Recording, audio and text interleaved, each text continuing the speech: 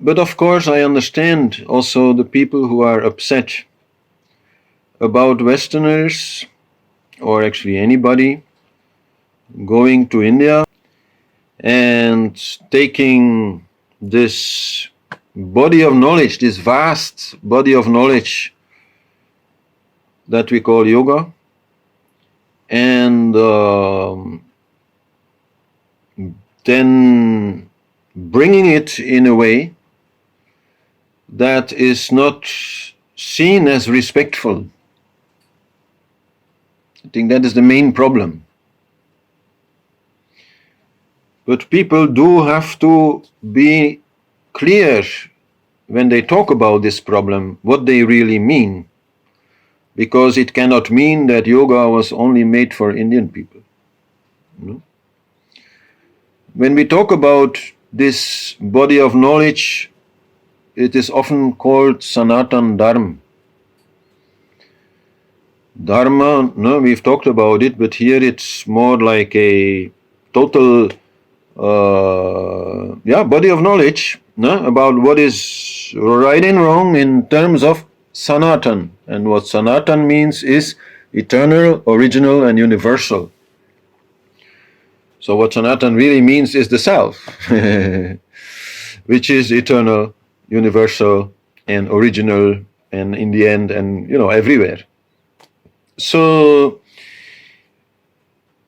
for me, to name it as universal is very important. It is not just India, it is for everybody. Everybody has a self, no? Even the worst person on the earth has a right to yoga. So that also means that Sanatan Dharma has to be adapted to the time and the place. And you can also see that in the Indian culture, how from the scriptures, which were the Vedas, which were very, I would say, cryptic and totally in verse form and difficult to understand, no? Gradually other scriptures have come out, other stories have come out, other approaches have come out, other types of yoga have come out. So this is of all the ages and all the times, no? And you can find, for example, also many differences between North India and South India. Big differences you can find in that approach. So in that way, when then as Westerners we bring this body of knowledge to the West, it is only natural that we will adapt it. So the problem of cultural appropriation is not that. I would say to adapt it is not only natural, it is also necessary, because if a teacher cannot say things in his own words, then he doesn't really understand them. If you're just parroting something, you don't understand it. You have to be able to experience it and then translate it somehow in your own language, but also in your own words that, have meaning to your own life and to your own experience. And only then you can teach it. So that is not the problem. The first problem that I see is that a number of teachers then have come who have brought some aspect of the story to the West, but have refused to recognize the origin of it. Meaning some teachers, they will start talking like, you find that in Advaita Vedanta quite a lot, but they will not say where they got the mustard, as we say here in Belgium. I don't know if that's an English expression, but no, they will not say it comes from India. They will behave as if they have invented it themselves. So that is something which I certainly want to avoid, because it's not fair. No? We have to honor the origin. No? And I also feel that towards my students it would not be fair, because then whenever they are doubting something that I'm explaining, they have nowhere else to go. In my case, whenever you doubt something that I'm saying, you just can look it up.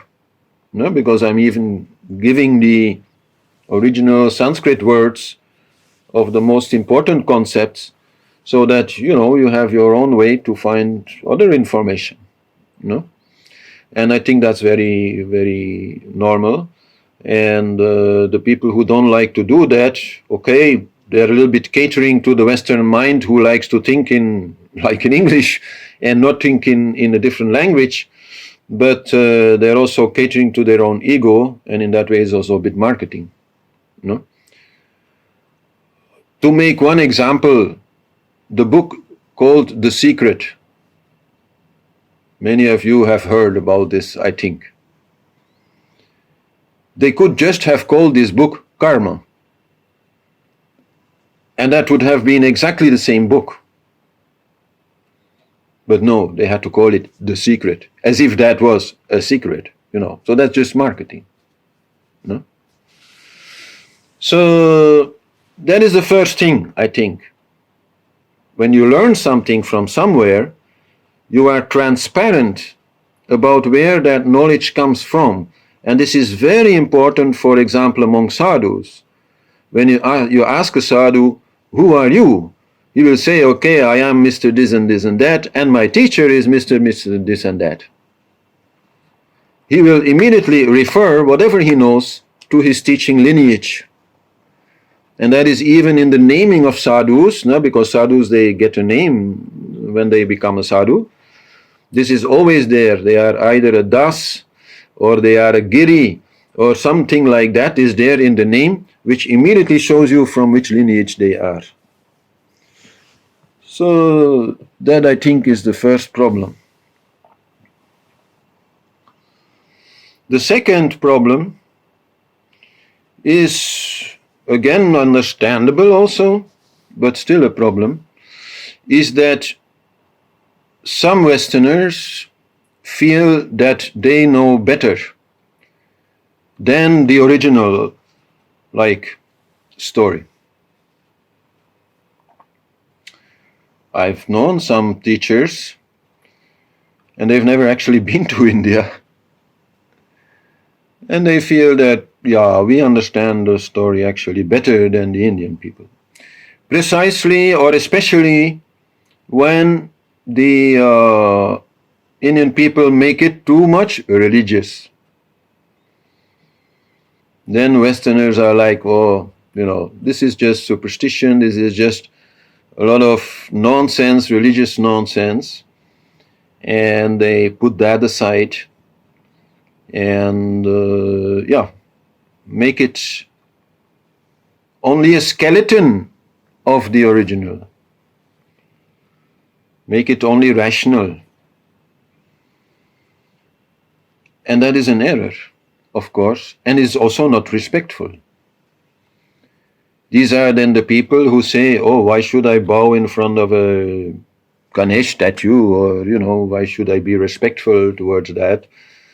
Why can I not throw dirt on it? Or, some people go quite far in that kind of attitude. That definitely is not acceptable. And then I also see that there are some yoga schools, who might say, this school is about yoga, it's not spiritual. Because somehow they feel that is already too much. And so they don't want any mantras to be used, they don't want anything like that to be used. They are making it into something purely physical. And that is, I think, one of the main types of criticism that come from India, the approach of the West, which makes yoga into something purely physical, as if it's only about health or looking good in spandex pants, So My that is definitely... My yoga teacher from India said there are many asana teachers in the West, not very many yoga teachers, and even fewer yogis. Yeah, that is very true. And yeah, I mean, to teach any kind of real meditation, for example, in my area, very few. While to teach asana, there are dozens and dozens, But of course, that also shows a little bit the consumer here who is not so interested in any real kind of meditation. They all like some guided meditation where, they are relaxed a bit by somebody with a soothing voice and maybe, banging some cymbal or having some incense, But to teach people real meditation, very few people actually are going to come. So that is also a reality that we face then as teachers in the West. This is a process that we also have to understand. But at least in the way we talk about it, we can make people conscious that it starts maybe in the body, okay, but it ends in the soul. And so that is the goal. That is yoga. Even just the meaning of the word yoga leads to so much confusion.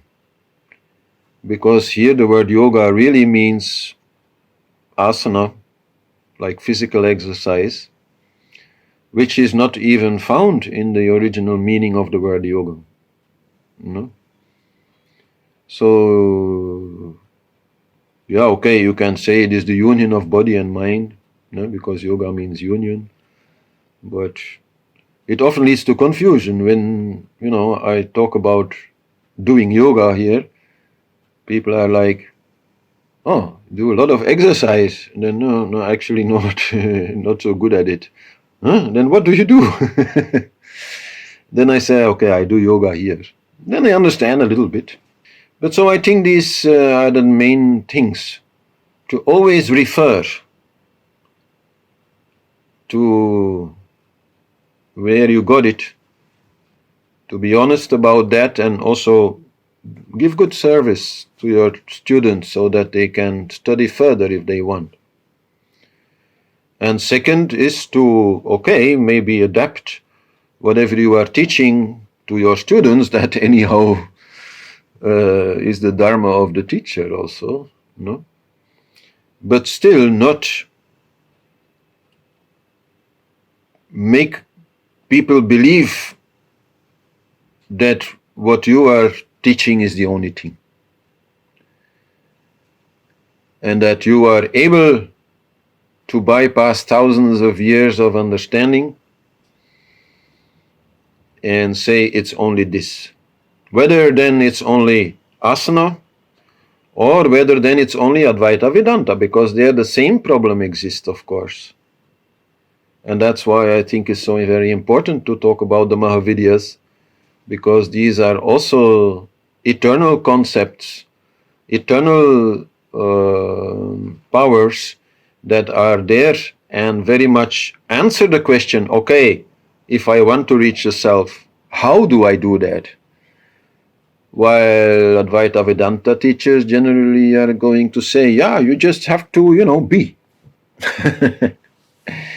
And that helps 1 in 100. But 99 out of 100, they only become frustrated because of it. And that is really not nice.